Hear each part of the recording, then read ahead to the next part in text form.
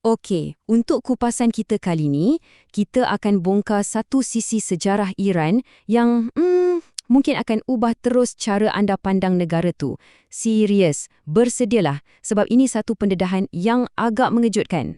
Cuba fikir sekejap. Kalau saya sebut Iran, apa imej pertama yang muncul kat kepala anda?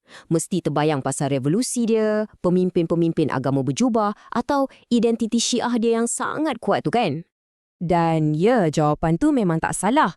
Sejak Revolusi 1979, dunia kenal Iran ni sebagai pusat utama bagi fahaman Syiah. Itulah imej yang melekat sampai hari ni.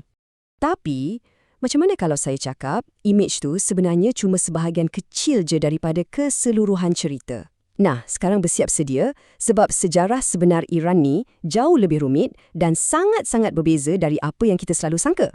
Ya, anda tak salah dengar. Wilayah yang kita kenal sebagai Iran hari ini, dulunya selama hampir 1000 tahun adalah kubu kuat dan pusat tamadun Islam Sunni yang paling gah di dunia.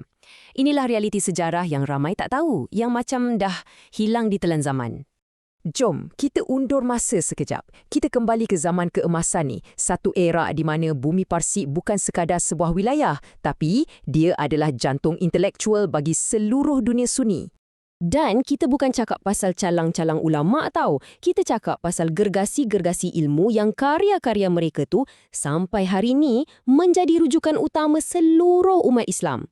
Hebatnya sumbangan mereka tu memang luar biasa. Okey, dalam pengajian hadis, mesti kita tahu tentang 6 kitab hadis utama yang kita panggil Kutub As-Sittah, kan? Apa yang paling menarik dan mungkin ramai tak sedar, sebahagian besar penyusun kitab-kitab agung ni sebenarnya datangnya dari Parsi. Tengok nama-nama ni. Imam Muslim, yes, yang karang kitab Sahih Muslim tu, dia dari Nishapur, Parsi. Imam Abu Dawud pula dari Sijistan. Imam At-Tirmidzi dari Termis. Semua ni bukan orang Arab dari Mekah atau Madinah tau, tapi anak jati bumi Parsi. Dan kemuncaknya, sudah tentulah tokoh gergasi ni. Imam Al-Ghazali, pengarang kitab agung Ihya Ulumuddin yang dapat gelaran Hujjatul Islam. Beliau pun dilahirkan dan habiskan hayatnya di Tus, Parsi. Ini bukti paling jelas betapa dalamnya akar umbi Sunni di bumi Parsi suatu ketika dahulu. Jadi persoalan besar di sekarang, macam mana sebuah pusat ilmu Sunni yang begitu gah, begitu hebat, boleh lenyap? Macam mana ia boleh digantikan dengan sesuatu yang sangat-sangat berbeza? Jawapannya terletak pada satu titik perubahan dalam sejarah, satu babak yang sangat gelap, sangat dramatik, yang telah mengubah wajah Parsi untuk selama-lamanya. Kita kena pergi ke abad ke-16. Waktu ni, ada sebuah empayar baru muncul dan kemunculan empayar inilah yang mencetuskan satu pertumpahan darah yang mengubah segalanya. Segalanya bermula pada tahun 1501. Seorang pemimpin muda bernama Shah Ismail I, dia tubuhkan Empayar Safavid. Dan titah pertama dia isytiharkan mazhab Syiah sebagai agama rasmi negara secara paksa. Ini bukan lagi soal politik, tapi permulaan sebuah polisi penghapusan akidah secara besar-besaran terhadap majoriti penduduk Sunni di Parsi. Perubahan tu, ya ampun, memang sangat dahsyat. Pusat-pusat ilmu yang dulu gemilang, tiba-tiba jadi medan penyeksaan. Masjid-masjid Sunni dirampas, ulama-ulama diburu dan dibunuh. Dan yang paling sedih, warisan ilmu mereka hancur lebur. Beribu-ribu kitab dibakar sampai jadi abu. Bayangkan. Dah tentulah, tindakan kejam Safavid ni bukan dibiarkan macam tu je. Ia mencetuskan satu tindak balas yang sangat besar daripada kuasa-kuasa jiran di sekelilingnya. Tragedi berdarah yang menimpa umat Sunni di Parsi ini telah membangkitkan kemarahan dan kebimbangan besar di kalangan empayar jiran, terutamanya Empayar Uthmaniyah yang masa tu merupakan kuasa Sunni terkuat di dunia.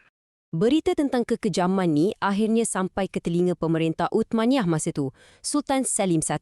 Baginda ni terkenal dengan sikap tegas dan berani, dia tak boleh duduk diam dan tengok je apa yang Safavid buat. Jadi bila ada dua empayar gergasi dengan ideologi dan matlamat yang bertentangan, maka satu pertembungan besar di medan perang memang tak dapat dielakkan lagi. Pertembungan bersejarah ni berlaku di dataran Chaldiran. Macam yang kita boleh agak, tentera Uthmaniyah yang lebih besar dan lebih moden persenjataannya berjaya kalahkan tentera Safavid.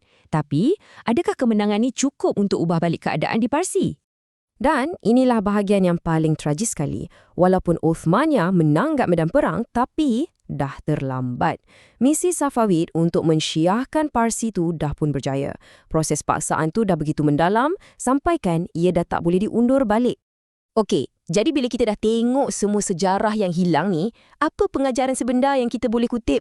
Ada beberapa perkara penting yang kita semua kena renungkan. Tengoklah sendiri hasilnya. Satu pusingan U demografi yang hampir sempurna. Dari sebuah negara yang hampir keseluruhannya Sunni, Parsi berubah jadi sebuah negara majoriti Syiah, macam yang kita kenal hari ini. Kesan daripada tindakan Safavid 500 tahun dulu tu masih kekal.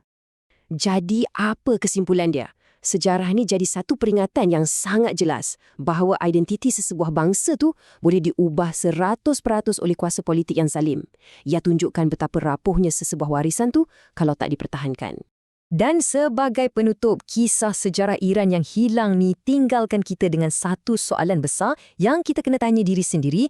Kalau sebuah kubu iman yang hebat, yang bertahan hampir 1000 tahun pun boleh runtuh, macam mana pula dengan kita? Adakah kita betul-betul tengah jaga kubu kita sendiri?